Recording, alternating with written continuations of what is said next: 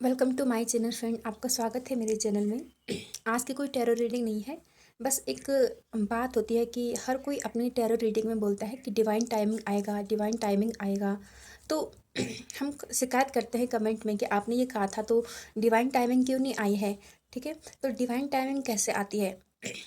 Divine time का मतलब होता है कि ईश्वर ईश्वर ने हमारे लिए जो समय सोच रखा है उसी टाइम पे जो है सब कुछ मिलेगा। लेकिन वो कैसे मिलेगा?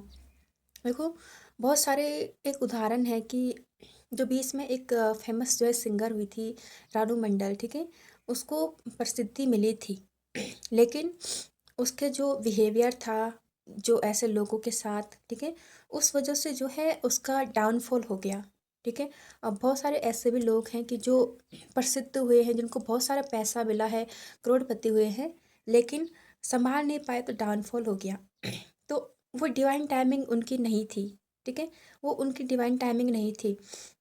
डिवाइन टाइमिंग कैसे होती है कि डिवाइन का मतलब होता है ईश्वर। ईश्वर यदि हमें कोई चीज़ देने वाला है तो ईश्वर ये कभी नहीं चाहेगा कि वो चीज़ जो है हमसे छिन जाए। या तो फिर यदि देता भी है तो ये समझाने के लिए देता है कि ये जो चीज़ है, ठीक है, इसके तुम अभी लायक नहीं हो, इसके लायक बनो।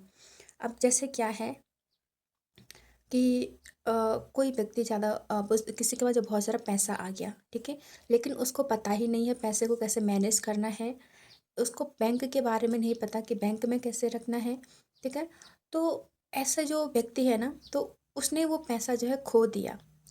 ठीक है, उसने आलतू फालतू जगह जो है पैसे लगा दिए, उसे ये भी नहीं पता कि इन्वेस्ट कहाँ करना है। ठीक है, तो मतलब डिवाइन हमको तब तक कोई चीज़ नहीं देता जब तक हम उस चीज़ को संभालना, उस चीज़ से प्रेम करना, उस चीज़ को जो है अच्छे से रखना, संरक्षित रखना नहीं सीख जाते हैं।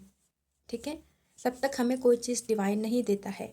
हमारे अंदर की जो है कुछ ऐसी कमियां होती हैं इस कारण से जो हमारी इच्छा पूरी नहीं हो रही है। भगवान हर समय जो है हमारी हर बात को सुन रहा है। चाहे वो प्रार्थना है, चाहे कुछ भी है, चाहे वो शिकायत है, जो कुछ भी है, हर समय सुन रहा है। हम मंदिर जाते हैं, कहते हैं मनोकामना है पूरी नहीं हो रही, पूरी नहीं हो रही। तो भगवान, या तो ऐसा होता है कि वो चीज़ किस्मत में है ही नहीं, इसलिए जो है भगवान आपको नहीं देना चाह रहा है, क्योंकि जो चीज़ किस्मत में नहीं होती है वो छिन जाती है बहुत जल्दी, दुख होता है। ऐसे बहुत सारे देखा गया है कि कुछ की किस्मत में जो है संतान नहीं होती है। चाहे पुत्री हो, जब पुत्र संतान नहीं होती है तो ज़बरदस्ती जो है मांगते हैं, मांगते हैं, मांगते हैं, तो भगवान दे तो देता है, लेकिन वो छिन जाता है कुछ समय बाद। जो है संतान जो अल्प आयु होती है, ऐसा कई बार देखने को मिला है। एक तो ये सिचुएशन होती है। दूसरी क्या सिचुएशन होती है, दूसरी ये होती है कि हम हमारे अंदर ऐसी क्वालिटी है ही नहीं, ठीक है, कि जिससे जो है वो चीज़ हमारे पास आए।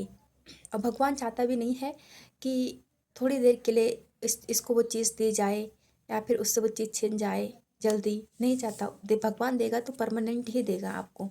ठीक है, ऐसे नहीं कि उसने जो है छीन लिया, नहीं छीनता वो। तो ऐसा भी होता है जैसे कि हम हमारे हमें कार चाहिए, तो हमारे सामने कार आ गई। अब चलाना ही नहीं आता है, रख रखाव करना नहीं आता है, कार के पार्ट हमें नहीं पता है ये किस काम आता है। तो मतलब फिर उसका क्या फ़ायदा है? कुछ फ़ायदा नहीं है। ठीक है, तो ईश्वर क्या होता है कि देने से पहले सिखाता है लोगों को कि ईश्वर गुरु रूप में है। ईश्वर हमें सिखाता है कि इस चीज़ को कैसे रखना है, इस चीज़ को जो है कैसे जो है मैनेज करना है। तो तब जाके वो देता है, पहले वो सिखाता है, बहुत सारी परीक्षाएँ लेता है कि सीखा कि नहीं सीखा। ठीक है, तब जाके मिलता है जो भी मिलता है। तो जैसे कुछ लोगों से प्यार नहीं सँभाला जा रहा है, कुछ लोगों से पैसा नहीं सँभाला जा रहा है, कुछ लोगों से प्रसिद्धि नहीं सँभाली जा रही है। माँगी तो थी, मिल तो गई, लेकिन अब क्या करना है कुछ पता ही नहीं है। ठीक है, तो जैसे हमारे पास कार आती ना, तो चलाने के लिए सबसे पहले सीखना पड़ेगा, उसके पार्ट जानने पड़ेंगे, ब्रेक कैसे लगाते हैं, एक्सीलेटर, ये सब चीज़ें जो है हमें सीखनी पड़ती हैं, तब जाके उसका उपयोग हम सही ढंग से करते हैं। ठीक है, तो ईश्वर यदि कोई चीज़ नहीं दे रहा है, आपकी डिवाइन टाइमिंग नहीं आ रही है, तो सबसे पहले जो है अपने खुद के अंदर झाँक के देखिए कि जो चीज़ आप माँग रहे हैं उसके लायक अभी है कि भी नहीं है, उस चीज़ के संबंधित जानकारी आपको है कि नहीं है। ठीक है, जैसे कोई कहता है कि मेरा एक्स वापस क्यों नहीं आ रहा है। एक तो ये है प्रॉब्लम कि शायद इसलिए नहीं आ रहा है कि वो आपको धोखा देगा फिर से, ईश्वर नहीं चाहे धोखा दे, ठीक है। एक तो ये है, और दूसरा ये है कि कहीं आप में तो किसी प्रकार कोई दिक्कत नहीं है, आप कुछ ऐसा तो नहीं बोलते कि सामने वाले को बुरा लगता है, ठीक है। कहीं ऐसा कुछ तो नहीं है आप में कि आप में शायद उसको संभालने की क्षमता नहीं है, प्यार प्रेम इत्यादि, आप बहुत ज़्यादा जो है इमोशनल हो जाते हैं, अपनी भावनाओं में बह जाते हैं, सामने वाले के गुलाम बन जाते हैं, प्यार कम अटैचमेंट फिर वो ज़्यादा हो जाता है। तो ऐसा तो नहीं है कि खुद से नहीं करते हैं आप प्यार, ठीक है, क्योंकि जब हम नहीं करते हैं खुद से प्यार तो दूसरा भी हमसे प्यार नहीं करेगा, हमारी एनर्जी नेगेटिव होती है उस टाइम जब हम खुद से प्यार नहीं करते हैं। इसीलिए तो ईश्वर कहता है, ईश्वर हमें प्यार इसलिए नहीं देता है उस समय तक जब तक हम ये ना सीख जाएं कि हमारे लिए जो है हम ही इम्पोर्टेंट हैं, कोई और नहीं। किसी के हाथ में जो है हमारा रिमोट नहीं है कि जो जो हमें जो है यहाँ पर चलाए। भले ही है प्यार पति सब कुछ है, लेकिन सबसे इम्पोर्टेंट कौन है? हम हैं, हमारे भीतर की जो आत्मा है इसमें ईश्वर निवास करते हैं, सबसे ज़्यादा इम्पोर्टेंट वही है। तो जब तक आप खुद की वैल्यू करना नहीं जानते हैं उस तब तक आप दूसरों को भी वैल्यू नहीं करते हैं। यदि आप खुद की वैल्यू करते, आप कभी किसी दूसरे को बुरा नहीं बोलते, किसी को बुरा नहीं सुनाते, किसी के बारे में बुरा नहीं सोचते, क्योंकि आपके खुद के बारे में खुद की सोच भी तो गलत है ना, ठीक है। तो कोई चीज़ तब तक नहीं मिलती जब तक हम उस चीज़ के लायक नहीं बनते हैं।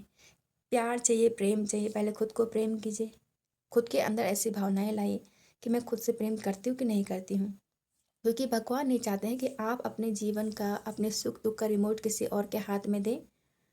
तब तक भगवान तैयार करते रहते हैं कि यदि कोई व्यक्ति आपको छोड़कर चला भी जाए, ठीक है, तो आपको दुख ना हो, आपको लगे कि मैं हूँ, मेरा परमात्मा है, परमात्मा आपको अपने साथ जोड़ कर रखना चाहता है, इसलिए वो सिखाना चाहता है आपको।